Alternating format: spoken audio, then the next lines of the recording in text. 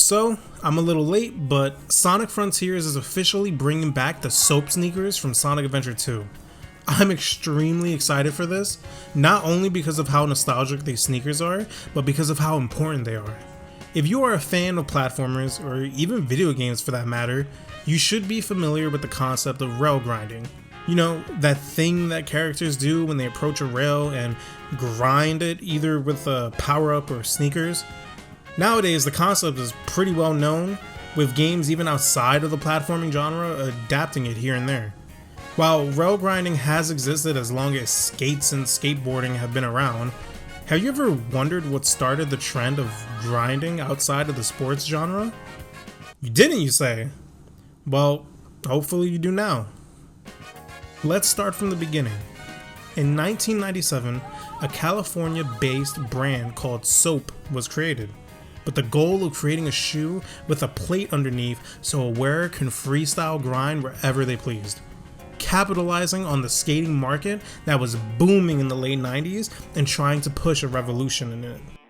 The shoes were cool as hell for the time and even gained a following of soapers who were pushing these sneakers to their limits. Around the same time that the shoes were growing in popularity, Sonic Team USA was founded in San Francisco, California. After working on the US version of Sonic Adventure, they immediately started working on Sonic Adventure 2.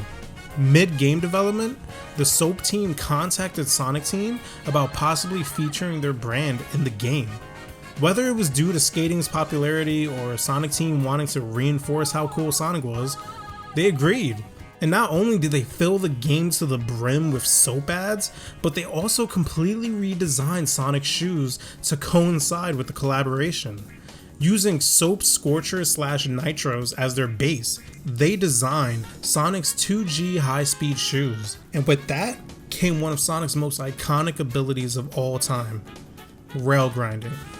Now, is this to say that Soap sneakers were the sole reason as to why rail grinding was put into Sonic Adventure 2?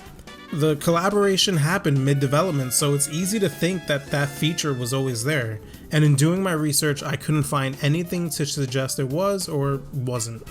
But with that being said, with Soap sneakers being Sonic's choice of footwear, of course freestyle grinding had a huge emphasis in the game, with both Sonic and Shadow being able to do it in Adventure 2, and the tradition being carried to every character in almost every Sonic game afterwards. Rail grinding became a staple for the Sonic universe, possibly all because of a brand deal. But that's not all. Sonic Adventure 2 was created in 2001, and before that, I can't find or think of a single instance in which rail grinding was a thing.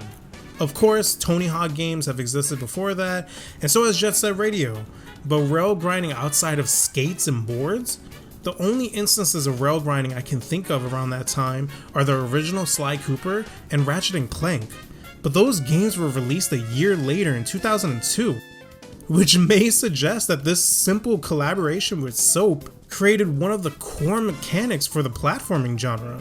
Besides Sonic games, there are countless games that use this mechanic. Of course Ratchet & Clank and Sly Cooper, but also A Hat in Time, Kingdom Hearts, Infamous. This was even a huge feature in the action game Sunset Overdrive. It's crazy. This list can go on, and to think that we're possibly still feeling the ripples of a sneaker collaboration. As for Soap sneakers, even the success of Sonic Adventure 2 couldn't save it from bankruptcy. Due to a combination between legal problems, not being able to hit the mainstream, and legal vulnerabilities, Soap had to be sold twice and was acquired by Heelys. You know, that sneaker company with the wheels in their shoes? Well, after dipping heavily in popularity, they were sold to another company, taking the Soap patents with it, confirming they would never hit the public eye again. It was probably for the best, due to the nature of grinding. I can't imagine that they were gonna go much longer without some kind of legal action.